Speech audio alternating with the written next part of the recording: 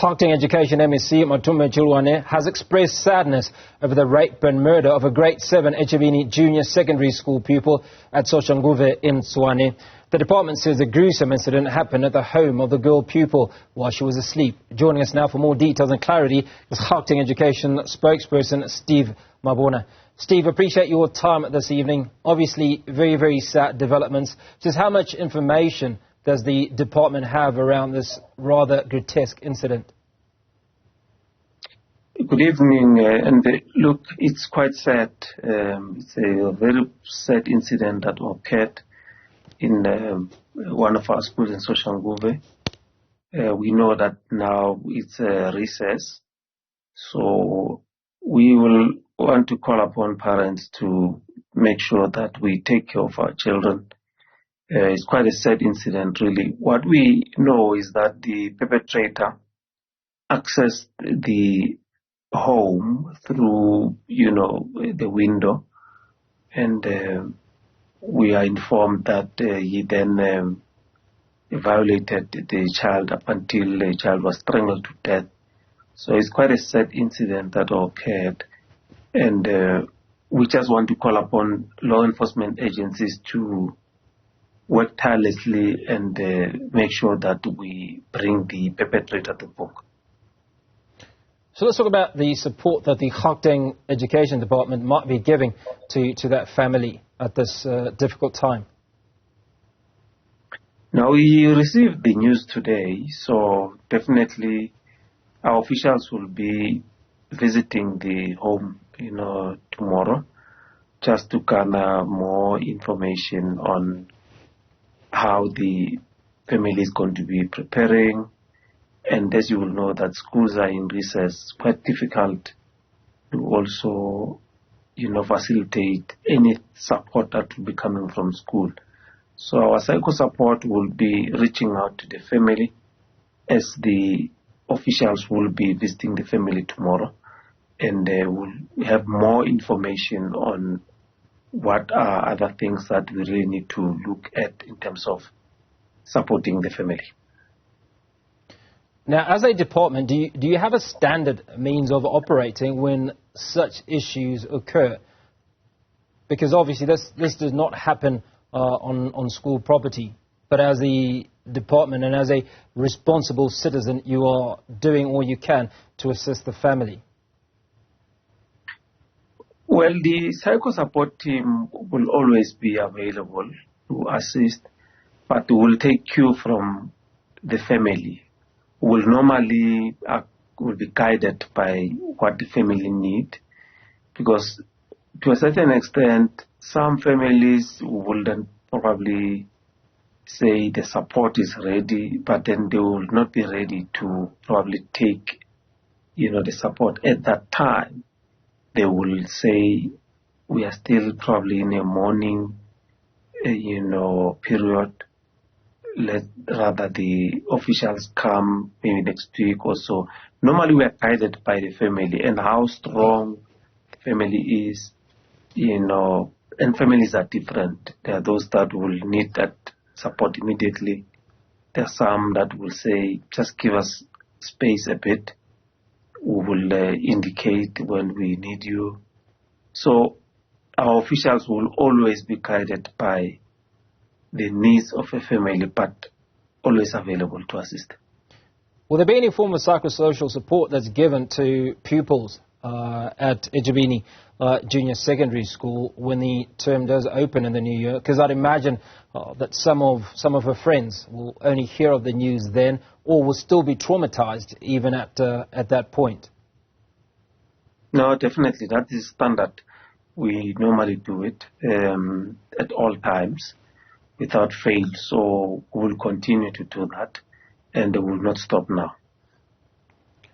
So let's talk about works that you might be doing in terms of outreach programs or initiatives to raise awareness about the importance of community vigilance and reporting suspicious activity to help prevent crimes against learners. One of the things that we continually hear from the police minister is that there's almost always somebody in the community who hears something or sees something or has capacity to aid in these investigations and hopefully the arrest of the perpetrators?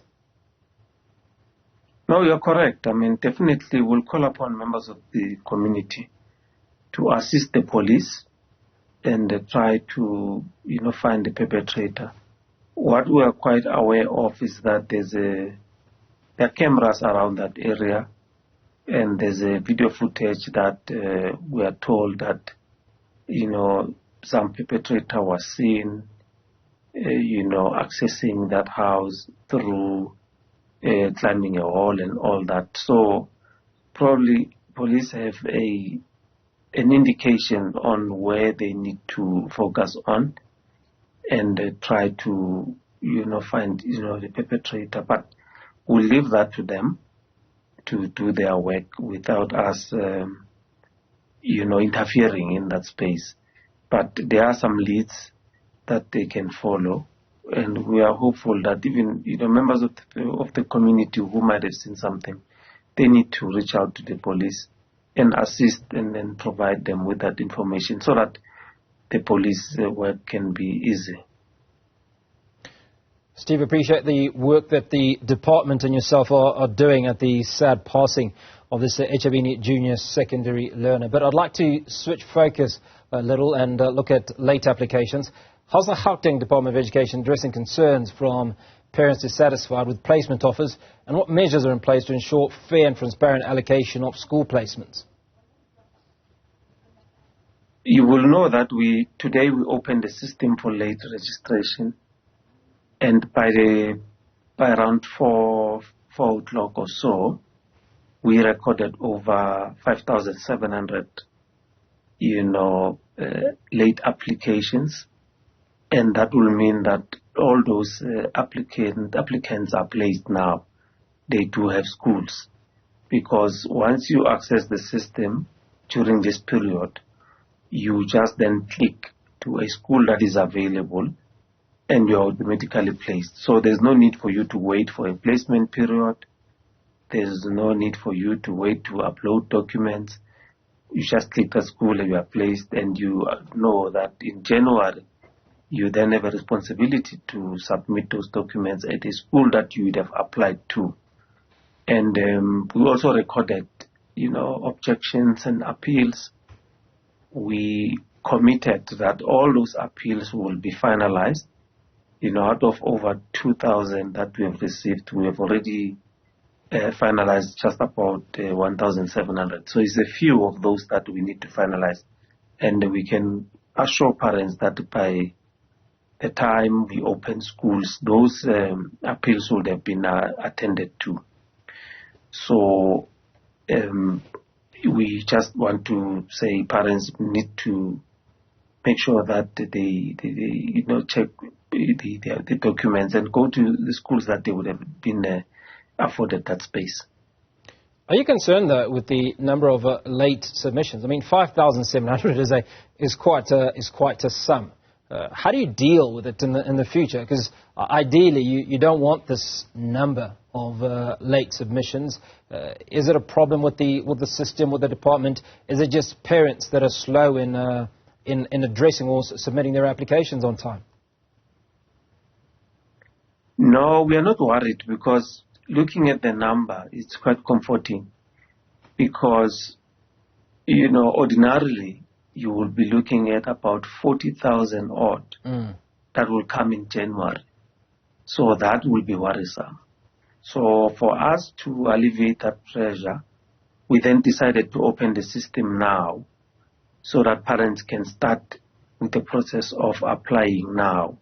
So if you have 5,000 now, you know that probably you still have around 25,000 that must still come.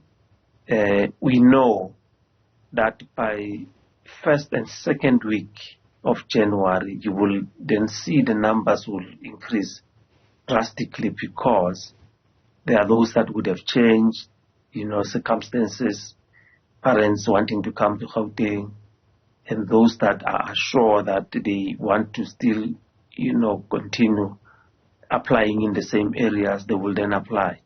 So we are sure that there's a certain number of those that will come normally in January. But opening a system, it assists us as a department that we don't have queues in our district offices and our schools, because we avail the system. One does not have an excuse, can apply anywhere, because we are closing the system on the 31st of January.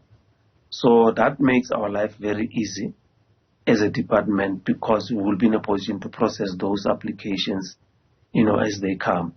So by the time we open schools, we'll be sitting with few of those that are seeking space. And to add, during this time last year, we're sitting with about 50,000 unplaced. Now, we don't have a grade 1 that is unplaced. We also have about less than 28 grade 8 that we are finalizing the process of them being placed. All these other parents that will be complaining, they will be saying, yes, I'm placed, but I don't want that school. I've objected, and probably I've appealed. And we have about 13,000 of the so-called incomplete applications. Those are the ones that did not provide us with the documents that we need. We have reduced that number from about 32,000 to now 13,000. So it tells you that our problems are being eliminated as we are continuing with this process.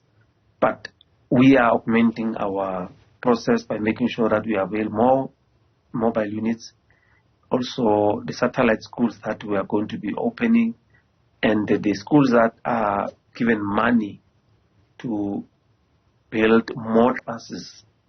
They will start with that process of building more classes. So that will also alleviate a lot of pressure from different schools. Steve, good speaking to you as always. Appreciate your time. Gauteng Education spokesperson Steve Mabona.